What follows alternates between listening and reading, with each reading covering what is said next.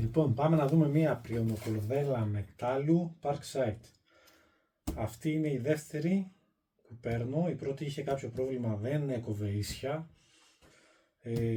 Έγινε αντικατάσταση και πάμε να δούμε αν αυτή δουλεύει σωστά.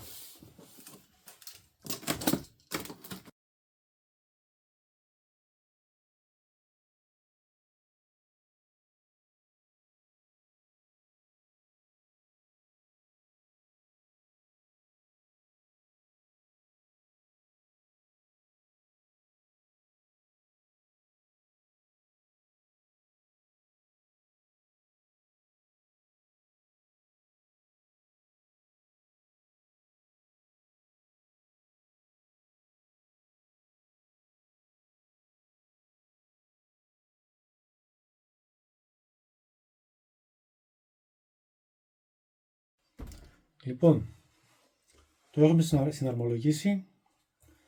Το προηγούμενο πρόβλημα που είχαμε ήταν ότι η κορδέλα έβγαινε από τους οδηγούς, έχει 4 ρουλεμάν 2 και 2 και ένα έχει επάνω όπου φωλιάζει η λάμα και δεν την αφήνει να στρίψει ή να φύγει τέλος πάντων από τη θέση της. Εγώ το πρόβλημα που είχα ήταν με το που, ενώ την έβαζα κανονικά τη λάμα, με το που ξεκινούσε να κόψει την έβγαζε προς τα έξω τη λάμα, οπότε στράβωνε και στο τέλος μας έκανε στραβό κόψιμο. Τώρα παρατήρησα, το δούλεψα χωρίς να κόψω. Παρατηρώ ότι δεν φεύγει η λάμα. Θα πάμε να κάνουμε τώρα μερικά κοψίματα να δούμε αν όντως είναι εντάξει το συγκεκριμένο και δεν έχει όπως το ίδιο πρόβλημα με το προηγούμενο. Λοιπόν, κανονικά δεν χρειάζεται λάδι, έτσι αναγράφει τέλος πάντων μέσα στο βιβλιαράκι. Εγώ προτιμώ να βάζω λίγο λάδι πριν κόψω.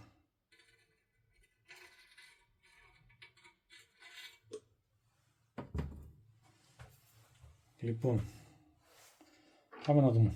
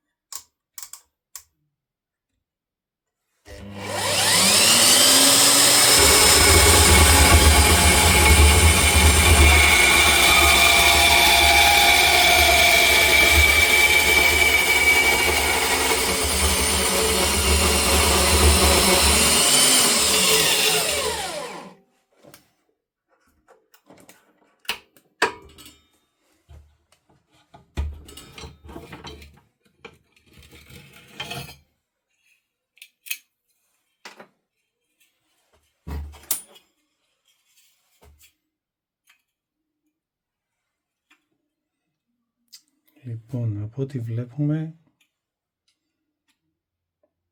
ίσως να μας φεύγει μισό χιλιοστό. Πάντως κόβει καλύτερα από το προηγούμενο.